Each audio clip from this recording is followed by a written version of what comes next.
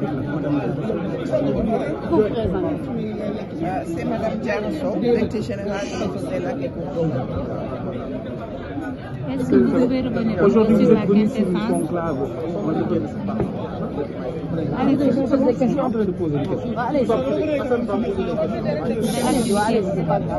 Alors, Madame la directrice générale, vous êtes en train d'échanger sur un peu le projet des grands transferts. Aujourd'hui, il s'agit d'une question de régénération de certains cours d'eau.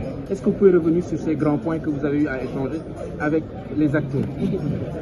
Dans le cadre de cette 25e FIARA, la Foire internationale et agricole des ressources animales, l'Office des lacs et cours d'eau a contribué dans ce panel d'aujourd'hui pour un peu présenter nos différents projets que l'on a sur la valorisation des eaux de surface.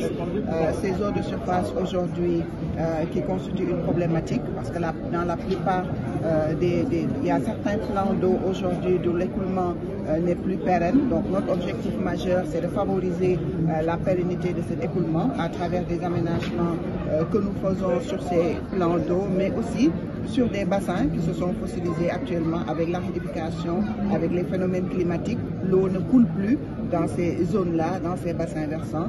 Donc ce que nous avons comme projet sur l'ensemble du territoire national, c'est surtout valoriser ces eaux de surface, mais aussi favoriser des transferts d'eau des zones excédentaires vers les zones déficitaires pour un peu booster le développement économique des zones de terroir. Donc quand on parle des zones de terroir, où les activités essentielles qui s'y déroulent, c'est l'agriculture, c'est l'élevage, c'est la pêche. Donc avec la disponibilité de la ressource en eau, ces activités peuvent se développer.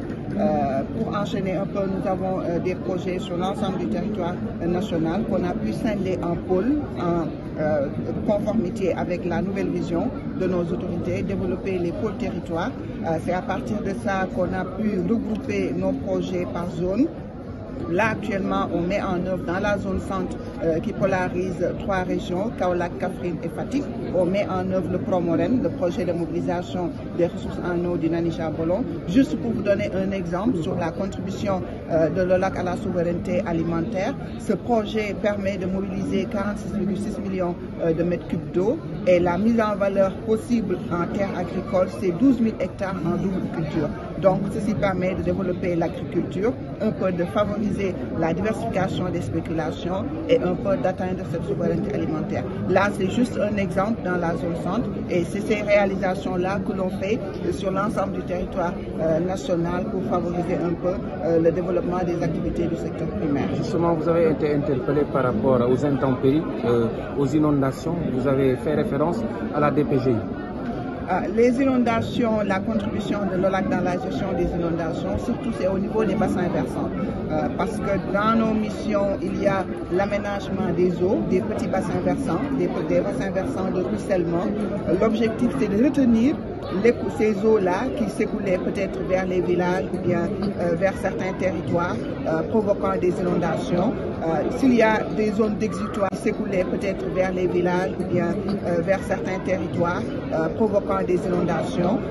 S'il y a des zones d'exutoire, on essaie de faire des aménagements de surcreusement pour recueillir toutes ces eaux, et ces eaux recueillies permettent le développement des activités tout autour de ces bassins versants. Donc là, c'est la contribution de l'OLAC face aux inondations, mais beaucoup plus dans les zones rurales où l'eau le plus souvent se perd et que cette eau pourrait être récupérée pour valoriser les terres, pour faire les activités de pêche, développer la pisciculture, l'aquaculture ou le développement aussi de l'élevage. Alors pour la souveraineté, pour la vision 2050 du chef de l'État, je me demande concernant la souveraineté alimentaire, quel temps déterminé alors allons-nous y attendre en tant que la population?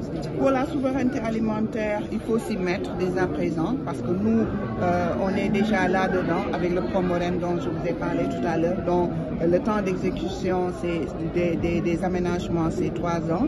Donc d'ici 3 ans, après la réalisation de tous les travaux, on peut parler un peu de la mise en eau du Nani-Jabolon. Donc quand il y a mise en eau, là on peut aller vers le développement de l'agriculture. Donc pour aller vers cette souveraineté alimentaire, on peut le faire à court terme. Il y a des étapes que l'on doit franchir avec toutes les structures concernées, parce que c'est pas seulement l'Office des lacs et cours d'eau. Nous mobilisons la ressource en eau, mais derrière il y a le ministère de l'Agriculture qui accompagne les agriculteurs sur les aménagements des terres. Donc là c'est le cœur de métier au niveau du ministère de l'Agriculture pour l'aménagement des terres, mais aussi favoriser le développement des spéculations avec la disponibilité des intrants et autres. Nous, notre mission, on va mobiliser les ressources en eau nécessaires dans nos projets. Tout à l'heure, je l'ai présenté. C'est plus de 5 milliards de mètres cubes d'eau que l'on va mobiliser. La sécurisation de la plus grande réserve d'eau douce qui est le lac de Guerre. On va pouvoir sécuriser plus de 2,5 milliards de mètres cubes. Sur les petits bassins versants, c'est 1,2 milliard